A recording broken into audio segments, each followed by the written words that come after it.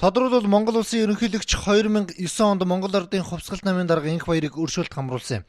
Харин Ялтад тооцох хугацааг 2015 оны 8 дугаар сард батлагдсан өршөөлийн хуулиар хэрэгсэхгүй болгосон гэж тайлбарлаж байна. Өмнө байсан гэмтэргийнхаа хувьд бол тэр хүнд ямар ч хууль зүйн үр дагавартай асуудал байхгүй.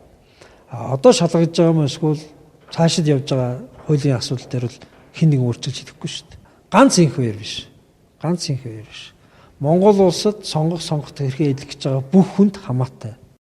9 дугаар сарын 1-ээс хэрэгжих эрэг хуулинд Ялтад тооцох хугацаа гэж байхгүй болно. Тэгэхээр Монгол Ардын хувьсгалт намын дарга энх баяр, шадар сайд, улсын хурлын гишүүн, бүр ерөнхийлөгч болох эрх зүйн орчин нээлттэй болж тарлаа. Өршөөлийн хуулийг авилгатай тэмцэх газар тайлбарлах эрх байхгүй. Өршөөлийн хуулийг зөв хэрэглэх талаар тайлбарлах бол энэ зөвхөн дийчүүх эрх хэмжээний асуудал. Авилгатай тэмцэх газар хэн нэгэн албан тушаалтанд томилогдож байгаа хүний асуудал зөвхөн сонирхол зөрчил байгаа хэсгийг дүгнэлт гаргадаг болохоос биш түүний ял эдэлж байгаа ял эдэлсэн эсвэл ялтай байгаа тухай дүгнэлт гаргах хэрэг ямар ч хуулиар авилгатай тэмцэх газарт олгогдоогүй. Ардчилсан намаас Монгол Ардын хувьсгалт намыг Монгол Ардын намтай нэгдүүлэхгүй гэж тохироо хийсэн гэх мэдээлэл бодиттой болж таарж байгаа. Хууль зүйн байнгын хороонд хуулийг нэг мөр ойлгох, тайлбарлах гэсэн тогтоолорж улсын их хурлаар хэлэлцэгдэх болжээ.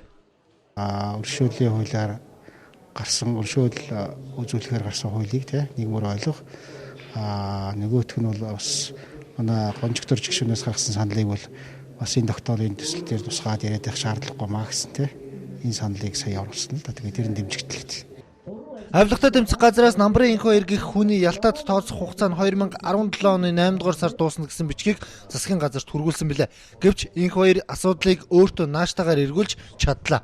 Харин хууль батлагчид ийм асуудал яригдж байгааг ч мэдээгүй мэдсэн ч мэлзэж байна.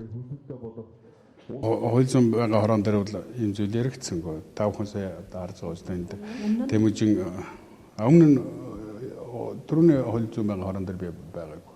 Тийм ерөөсөө өнөөдөр яригдаг. Хууль зүйн байнгын хороон өмнө ч яригдаг.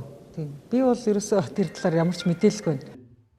Тохиролцоонд хүрчихсэн бол хуулийг яаж тайлбарлаж болдог жишээ боллоо гэж судлаач дүгнэж байгаа. Ямар ч тач гишүүнээс ерөнхийлөгч хүртэл төрийн өндөр албанд тооцогдох бүхий л албыг хашшуудсан энх баярын улс төрийн карьер дахин эхлэж эргэн эрэлт хийж мэдгэр боллоо.